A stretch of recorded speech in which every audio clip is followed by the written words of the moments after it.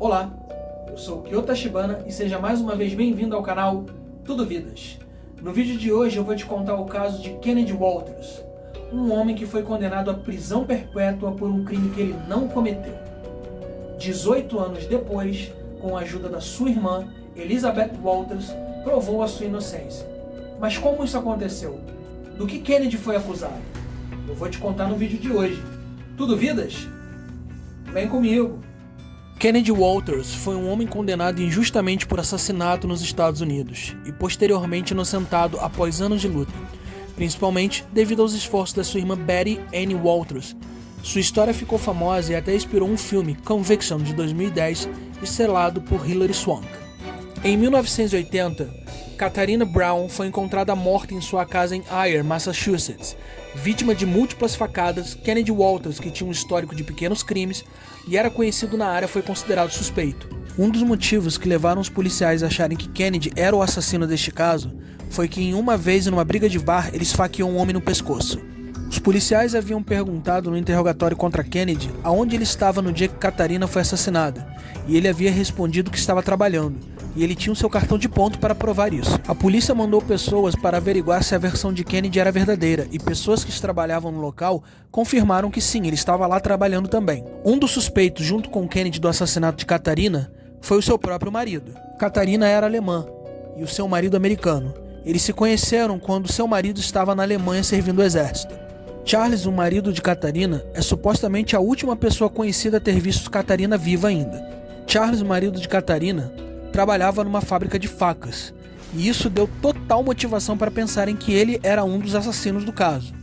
Só que Charles estava trabalhando quando Katharina foi assassinada. A polícia foi até o seu trabalho e confirmou isso. Charles não tinha um cartão de ponto para provar que estava dizendo a verdade, apenas o depoimento de seus colegas. Então, ele foi posto para fazer um teste de detecção de mentiras. No fim, Charles passou no teste de detecção de mentiras, provando que ele estava falando a verdade. Kennedy Walters tinha uma namorada chamada Brenda, em que ela alega que havia sido abusada e espancada por ele.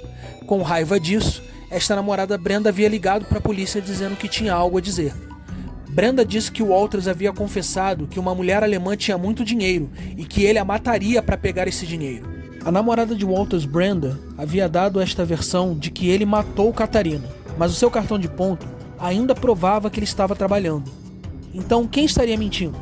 Então, Brenda também foi subjugada ao teste de mentira, e para surpresa de todos, ela passou. Mas ainda assim, a polícia não tinha provas contundentes de que Kennedy era o assassino de fato.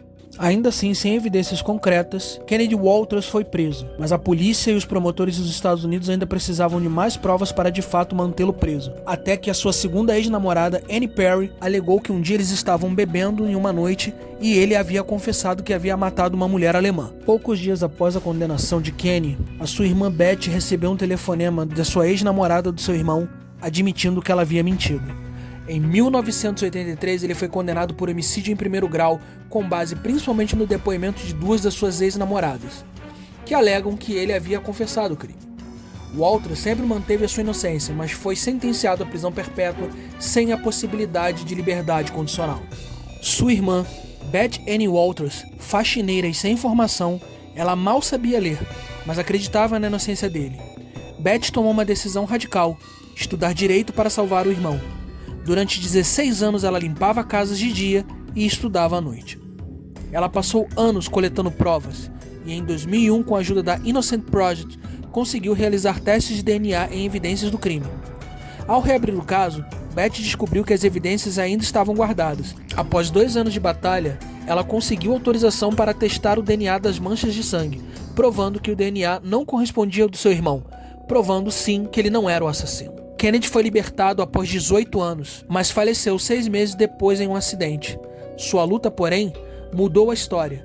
Betty o ajudou a criar o primeiro método de revisão criminal usando testes de DNA em casos arquivados, libertando mais de 375 inocentes desde então. Relatado pelo The New York Times e também pela BBC Brasil, essa história inspirou o filme Conviction, a condenação aqui no Brasil. Hoje, quando você vê notícias de inocentes sendo libertados após décadas na prisão, lembre-se, não foi um grande advogado que mudou o sistema. Foi uma irmã que limpava banheiros e mal sabia ler, mas se recusou a desistir de alguém que amava.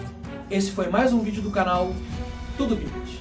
Tô um pouquinho sumido sem gravar vídeos, mas eu vou tentar compensar isso. Ah, eu peço aquele favor para você. Se você viu esse vídeo até aqui, deixa seu like, comenta, compartilha esse vídeo, ativa o sininho para você não perder mais nenhuma notificação. Se não é inscrito, se inscreve. Me ajuda a fazer o canal crescer. Mais uma vez, eu sou o Kyo Tachibana, esse é o canal Tudo Vidas, e mais uma vez os meus sinceros muitíssimos, muito obrigado.